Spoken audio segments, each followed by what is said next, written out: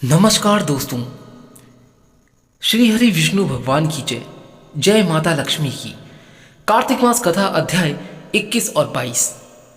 दोस्तों, भगवान श्री कृष्ण की महिमा इतनी अपरंपार है कि वह किसी न किसी रूप में अपने भक्तों को दर्शन जरूर देते हैं। आज तक जिस भक्त ने भी श्री कृष्ण भगवान को सच्चे मन हृदय से याद किया है, उन्होंने उनके दर्शन किसी न किसी रूप में पाए जरूर है। कोई भी भक्त उनके सच्चे मन से भक्ति करता है तो वह हर संभव में उनकी सहायता करने जरूर आते हैं। अगर सच्चे मन से पूरी तरह समर्पित भाव से ही अगर भगवान की ही भक्ति की जाए तो भक्तों से उद्बुद्ध होकर अगर सिर्फ भगवान का ही ध्यान किया जाए, सब कुछ मोह माया त्याग कर, कहने का तात्पर्य यह है कि आपके मन में किसी प्रकार का कोई छल कपट या लालच ना हो और मन आपका साफ हो और मन केवल प्रभु भक्ति में लगा लिया जाए, तो भगवान अपने भक्त को कभी न कभी किसी संकट में रहने नहीं देते और संकट उसके तार तार कर देते हैं। आज के अध्याय की शुरुआत मैं आपको कृष्ण जी की एक चमत्कार कहानी से ही करूँगा। अगर आज की यह वीडियो आपको पसंद आए तो एक बार इस वीडियो को लाइक करके हमारे चैनल को सब्सक्राइब करना बिल्कुल ना भूलिएगा।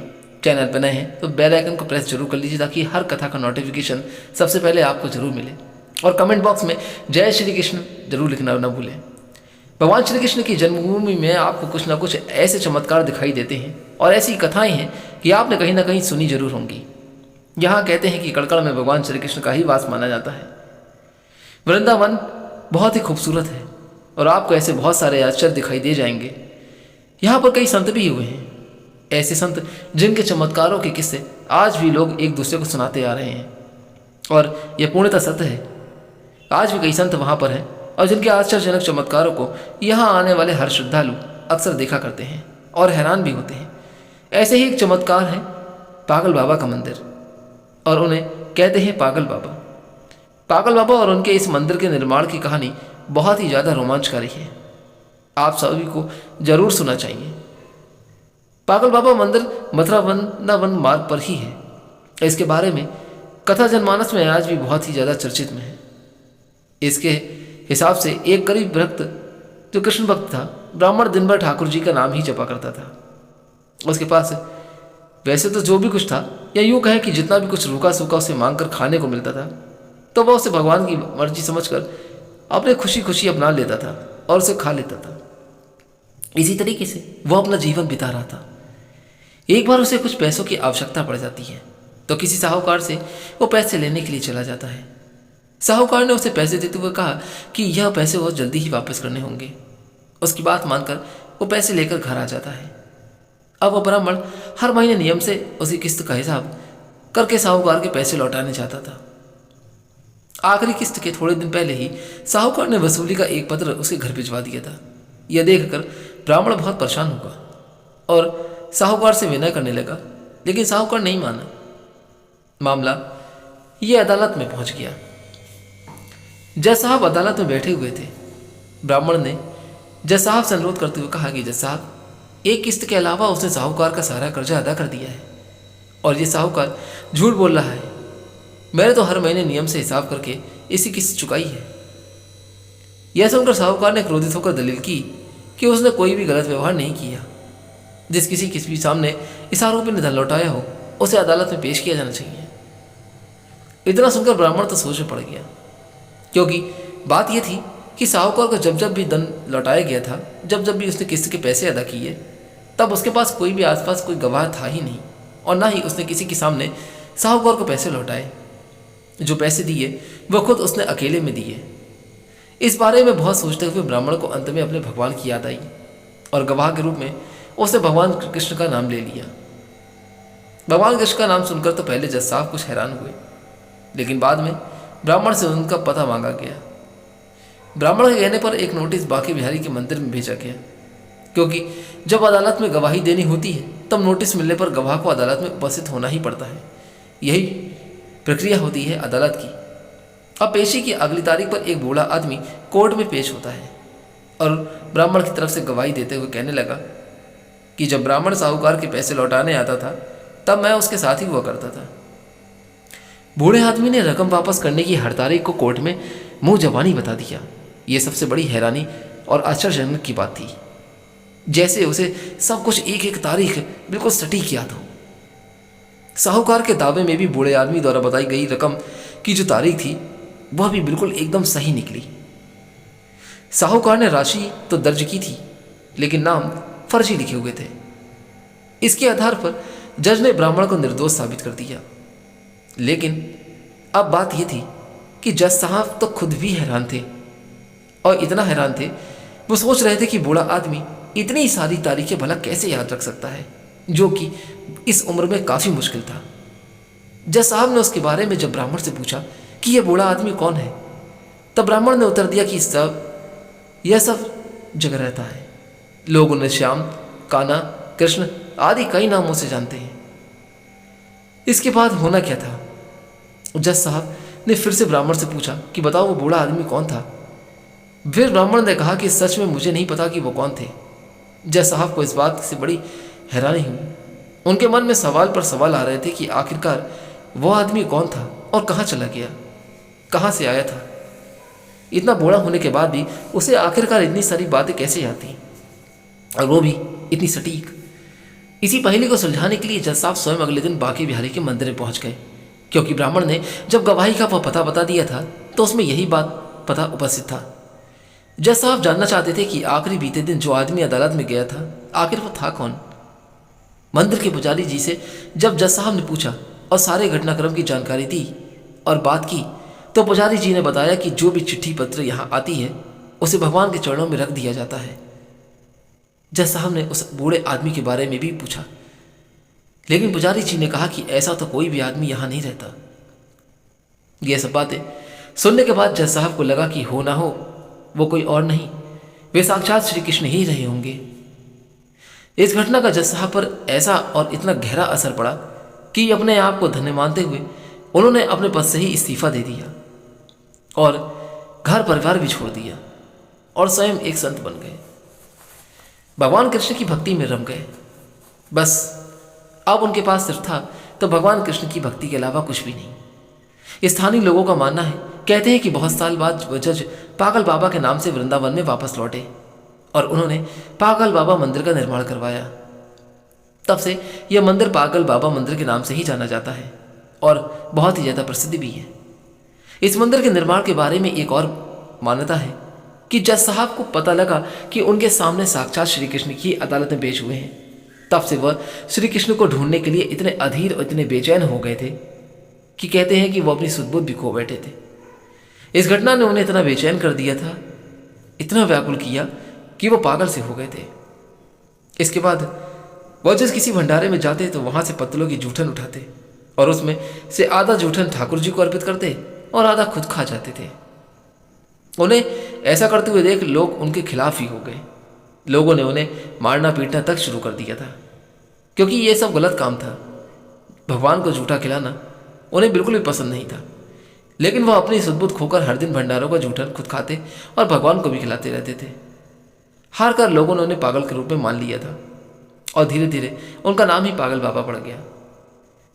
लोग जानते थे कि वो पाप कर रहे हैं, भगवान को जूठन खिलाना ये महापाप ही है। लेकिन कहा जाता है कि उनसे परेशान होकर लोगों ने एक बार उनके खिलाफ एक योजना भी बनाई, जिसके अनुसार लोगों ने भंडारे में अपनी पत्तलों में से कुछ भी नहीं छोड़ा ताकि वो ठाकुर जी को जूठन न खिला सकें।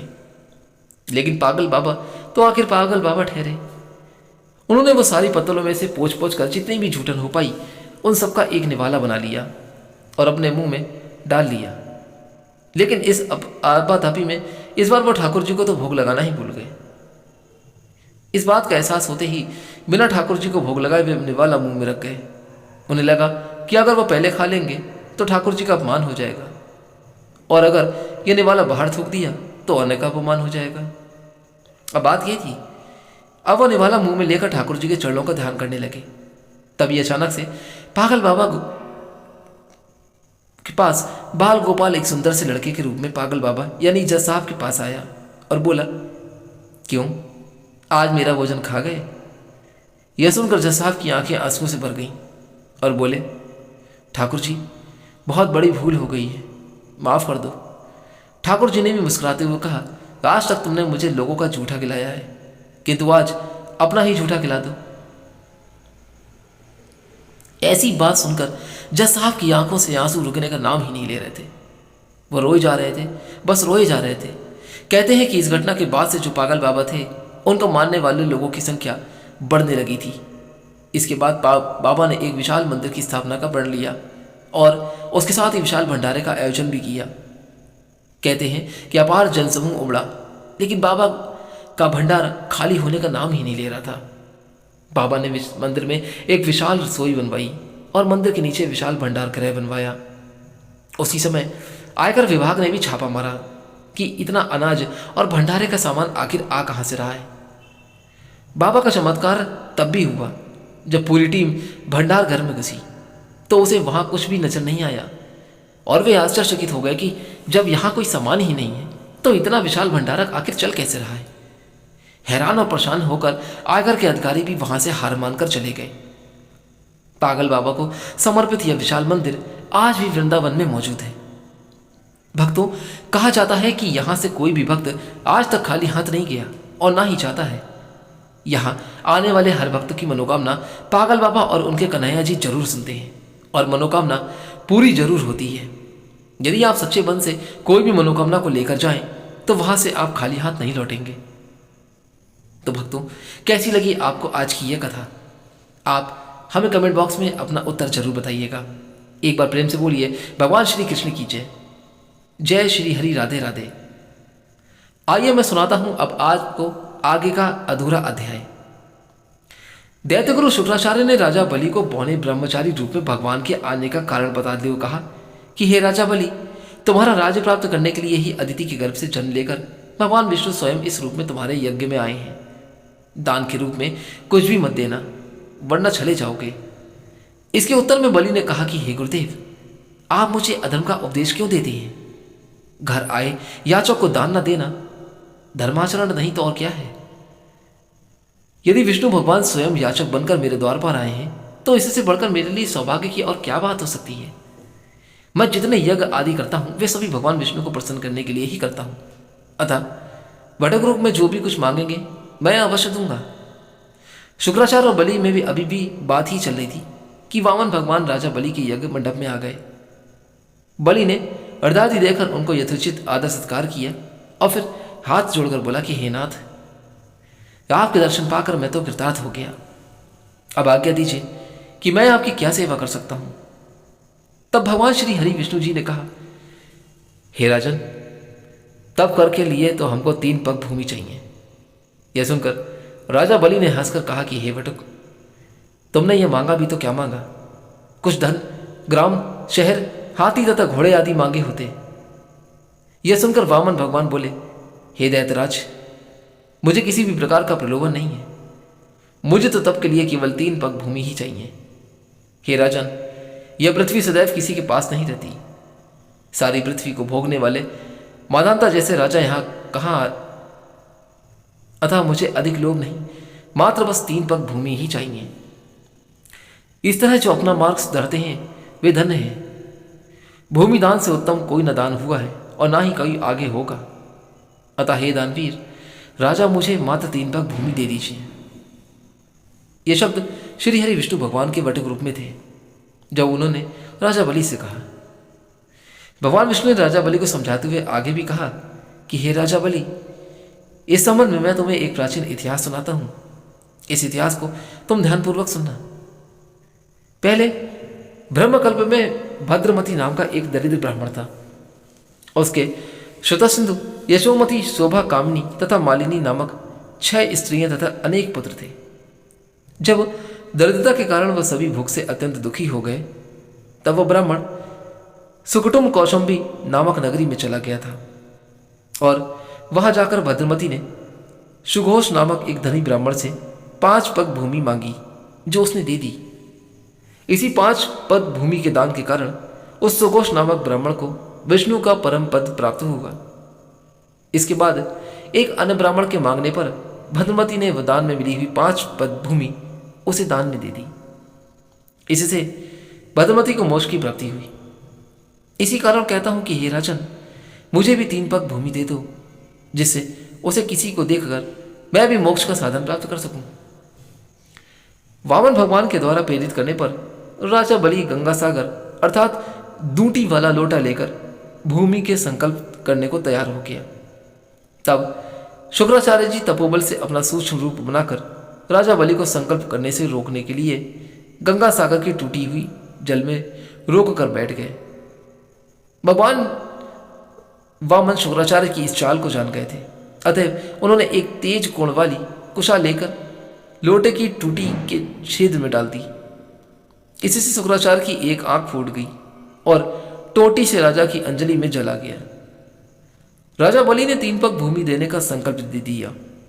उसी समय भगवान विराज रूप धारण कर ब्रह्मलोक तक आगे बढ़ गए और उन्होंने मात्र 2 पगों में ही सारा ब्रह्मांड को नाप लिया। ऐसा रूप देखकर राजा बलि बहुत हैरान हो गए। भगवान के पांव के अंगूठे से ब्रह्मांड फूट गया और फूटे हुए मार्ग से पानी के अनेक स्रोत बहने लगे।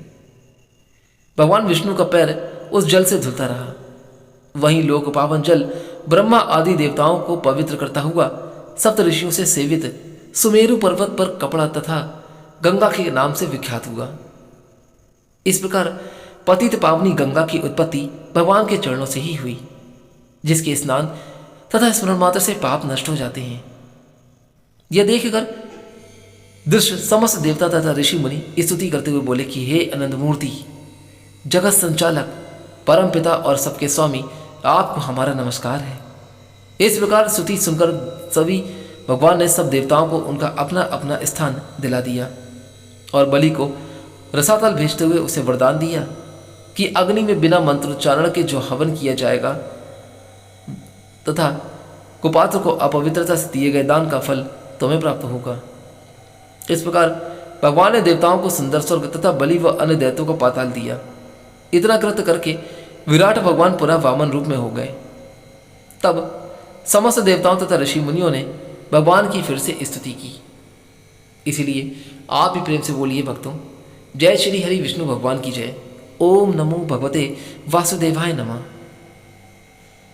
आइए मैं आपको सुनाता हूं अब अध्याय 22।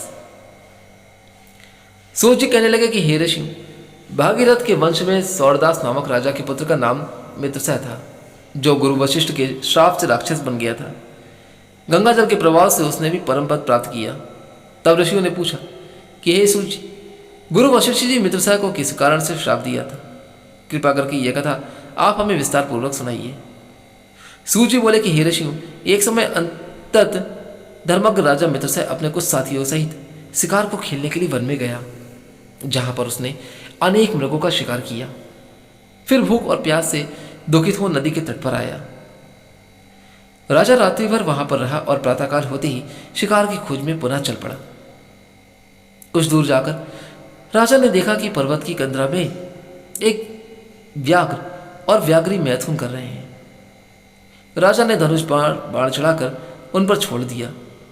व्याघ्री बाण लगते ही तत्काल वहां पर गिर पड़ी और थोड़ी ही देर में उसे अपने प्राण त्याग दिए।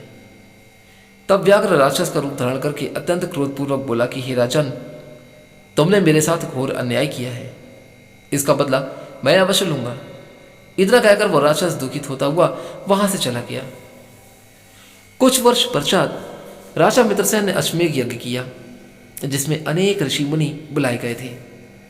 गुरु वशिष्ठ ने ब्रह्मा विष्णु आदि देवताओं को विधिपूर्वक हवि देकर यज्ञ समाप्त किया और फिर स्नान करने के लिए नदी के तट पर चले गए। गुरु वशिष्ठ जी के यज्ञ मंडप से जाते ही वो राक्षस, यानी कि जिसकी स्त्री व्याघ्री थी, जो राजा के बाण से मर गई थी, ने वन में मार दिया था, बदला लेने के लिए यज्ञ स्थल पर आया। वह गुरु वशिष्ठ का रूप धारण करके राजा से कहने लगा कि हे राजन, हम मांस खाएंगे, अतः हमारे लिए मांस बनवाओ, हम स्नान करके अभी आते हैं। इतना कहकर वह वहां से चला गया और रसोई का रूप धारण कर मनुष्य का मांस पकाकर रखा।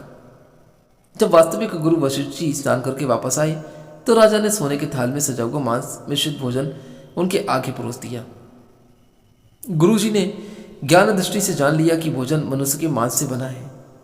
वशिष्ठ जी ने क्रोधित होकर राजा को श्राप दिया कि हे राजन, तुमने हमको मांस मिश्रित राक्षसों के खाने का योग्य भोजन दिया, इसलिए तुम राक्षस हो जाओ। वशिष्ठ जी का श्राप सुनकर राजा ने विनयपूर्वक कहा कि हे गुरुदेव, आपकी आज्ञा से ही मेरा भोजन बनवाया गया है। राजा की यह बात सुनकर गुरु वशिष्ठ जी ने ध्यान धरकर देखा और राक्षस द्वारा चले जाने का संपूर्ण वृत्तांत राजा को बताया। तब राजा भी निरपराध श्राप दिए जाने के कारण अंजलि में जल लेकर उन्हें श्राप देने को उद्यत हुआ। ठीक उसी समय उसकी रानी दमयंती आकर कहने लगी कि आप क्षत्रिय हैं, अतः क्रोध का परित्याग करें और जो आपके भाग्य में लिखा है उसे उपभोगिए। जो मनुष्य अपने गुरु पर रोष करता है वह वन में जाकर ब्रह्म राक्षस होता है, अतः आप शांति रहें। स्त्री के इन वचनों को सुनकर राजा क्रोध त्याग कर विचार करने लगा कि अब क्या करना चाहिए। फिर राजा ने अंजलि के यहाँ जल को जो ही अपने पैरों पर डाला त्यों ही उसके पैर काले पड़ गए। इसी कारण वो राजा राक्षस रूप में कलमाशपात के नाम से विख्यात हुआ। निरपराध राजा गुरु वशिष्ठ के चरणों में गिरकर बारंबार क्षमा मांगते हुए अपनी मुक्ति का उपाय पूछने लगा। तब वशिष्ठ जी ने कहा, क्योंकि यह पाप अनजाने में हुआ है, इस कारण मेरे श्राप का प्रभाव 12 वर्ष तक रहेगा। इसके पश्चात तुम खुद अपने वास्तविक रूप में आ जाओगे और अनेक वर्षों तक राज्य का भोग करते हुए गंगा जल के प्रभाव से मुक्ति प्राप्त करोगे। इसके साथ ही भगवान विष्णु की सेवा करते हुए अंतकाल में विष्णु लोक को प्राप्त होगे। इतना कहकर गुरु वशिष्ठ जी अपने आश्रम को चले गए और राजा राक्षसी देह धारण कर निर्जन वनों में भूखा प्यासा फिरने लगा था। कई वर्ष तक अनेक कष्ट सहन करने के बाद वह राक्षस नर्मदा नदी के तट पर आया और वहां भी पशु पक्षी मनुष्य तथा सर्पादि खाकर विचरण करने लगा। वहां घूमते हुए उसने एक दिन नर्मदा नदी के तट पर एक मुनि को अपनी स्त्री के साथ रमण करते हुए देखा। भूख से पीड़ित होने पर जैसे व्याघ्र मृग को पकड़ लेता है, उसी प्रकार उसने मुनि को पकड़ लिया। मुनि की स्त्री ने जब अपने पति को राक्षस के हाथों में देखा तो वह राक्षस रूपधारी राजा से विनयपूर्वक बोली कि आप वास्तव में राक्षस नहीं बल्कि सूर्य कुल में उत्पन्न मित्रसेन नामक राजा है। मेरा पुत्र अभी छोटा है, अतः बिना पति के इस वन में कैसे निर्वाह करूंगी, इसलिए आप मेरे पति को प्राणदान दे दें। प्राणदान से बढ़कर कोई भी अन्य दान नहीं है। उस स्त्री की इस प्रार्थना का राक्षस पर कोई प्रभाव नहीं पड़ा और जैसे कोई व्याघ्र मृग के बच्चों को पकड़कर खा जाता है, वैसे ही वह राक्षस उस मुनि को खा गया। तब मुनि की स्त्री ने उसे श्राप देते हुए कहा कि तुमने मैथुन करते हुए मेरे पति को मार डाला है। इस कारण जब भी तुम मैथुन करोगे मृत्यु को प्राप्त होकर पुनः राक्षस योनि को प्राप्त होगी। यह दो श्राप एक साथ सुनकर राक्षस देहधारी राजा भी क्रोधित होकर बोला, हे दुष्टे, एक अपराध के बदले में तुमने 2 श्राप दिए हैं, इसलिए तुम भी पिशाचिनी बन जाओ। इसके पश्चात वह स्त्री पिशाचिनी हो गई और भूख प्यास से व्याकुल होकर उसी वन में इधर उधर फिरने लगी। इसके आगे का वृत्तांत अब मैं आपको अपने अगले अध्याय में सुनाऊंगा। दोस्तों, मैं आपसे अनुरोध करता हूं कि आज की ये कथा आपको कैसी लगी। अगर ये कथा आपको अच्छी लगी हो तो एक बार वीडियो को लाइक करके हमारे चैनल को सब्सक्राइब जरूर कर दीजिएगा। आप हमारे चैनल से जुड़े रहे इसके लिए हम आपके बहुत आभारी हैं। कमेंट बॉक्स में एक बार जय श्री हरि विष्णु लिखना बिल्कुल ना भूलें। आज्ञा दीजिए, फिर मिलूंगा जल्दी ही कोई और अच्छी कथा या फिर वीडियो को लेकर। तब तक के लिए आप अपने जीवन में खुश और स्वस्थ रहें। प्रभु श्री कृष्ण श्री हरि विष्णु की कृपा आपके परिवार पर सदैव बनी रहे। तब तक के लिए जय श्री हरि विष्णु, जय श्री राम।